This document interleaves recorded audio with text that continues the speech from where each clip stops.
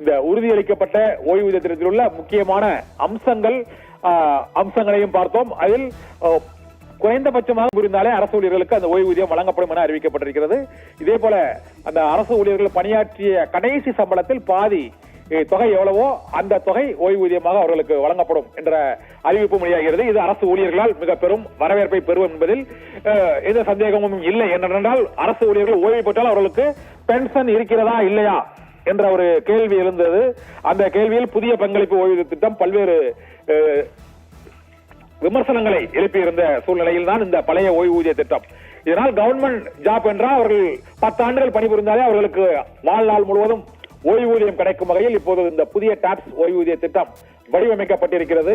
இது தொடர்பாக அரசு ஊழியர் சங்கங்கள் இன்னும் சில நிமிடங்களில் கருத்துக்களை தெரிவிக்க இருக்கிறார்கள். தமிழ்நாடு உறுதியளிக்கப்பட்ட ஓய்வூதிய திட்டத்தினை செயல்படுத்திட முதலமைச்சர் மு.க. ஸ்டாலின் ஆணை பிறப்பித்திருக்கிறார். இதன் மூலமாக இந்த ஓய்வூதிய திட்டத்தில்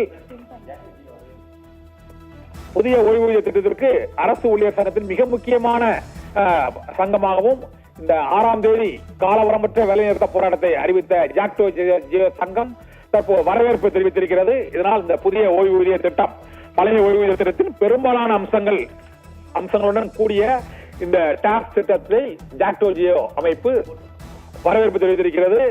போட்டா ஜியோ அமைப்பும், அதாவது ஆசிரியர்கள் சங்கத்தில் ஒரு அமைப்பான அந்த போட்டா ஜியா அமைப்பும் வரவேற்பு தெரிவித்திருக்கிறது. இதனால் 6ஆம் தேதி காலவரம்பற்ற வேலைநிறுத்த போராட்டம் வாபஸ் பெறப்படும் என்ற அறிவிப்பு விரைவில் வெளியாகக்கூடும் என தெரிகிறது. அரசு ஊழியர்களின் கடைசி மாத ஊதியத்தில் 50% அவர்களுக்கு ஓய்வூதியமாக வழங்கப்படும். 6 மாதத்திற்கு ஒரு முறை அகவிலைப்படிக்கு ஏற்ப ஊதிய உயர்வும் இந்த ஓய்வூதியம் பெறுபவருக்கு வழங்கப்படும். ஓய்வூதியம் பெறுபவர் இறந்தால் ஓய்வூதியத்தில் 60% அந்த குடும்பத்தினருக்கு ஓய்வூதியமாக வழங்கப்படும். அரசு ஊழியர் பணிக்காலத்தில் இறந்தால் 25 லட்சம் ரூபாய்க்கு மிகாமல் அவர்களுக்கு பணிக்கொடை வழங்கப்படும் என்ற அறிவிப்பும் இதில் வெளியாகி இருக்கிறது. 10 ஆண்டுகள் பணியாற்றி இருந்தாலே அரசு ஊழியர்களுக்கு ஓய்வூதியம் உண்டு.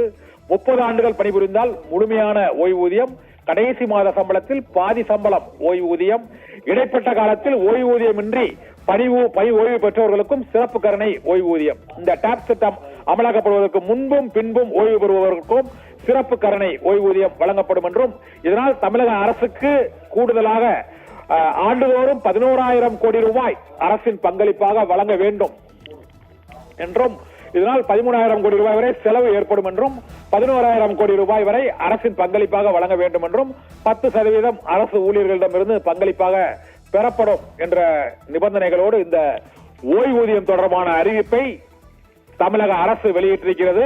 இதனால் அரசு ஊழியர்கள் ஆசிரியர்களிடையே பெரும் அதிருப்தியை ஏற்படுத்திய இந்த ஓய்வூதிய திட்டம் தொடர்பான அதிருப்தி குறையும் என எதிர்பார்க்கப்படுகிறது. உறுதியளிக்கப்பட்ட ஓய்வூதிய திட்டத்திற்கு ஜாக்டோ ஜியோ அமைப்பு மிக பெரும் அரசு ஆசிரியர்கள் சங்க அமைப்பானவும் போராட்டத்தை வெளியிட்ட அமைப்பான ஜாக்டோ ஜியோ வரவேற்பு தெரிவித்துவிட்டது. இதனால் அரசு ஊழியர்களின் மிக முக்கியமான 21 ஆண்டு கால கோரிக்கை நிறைவேற்றப்பட்டிருக்கிறது.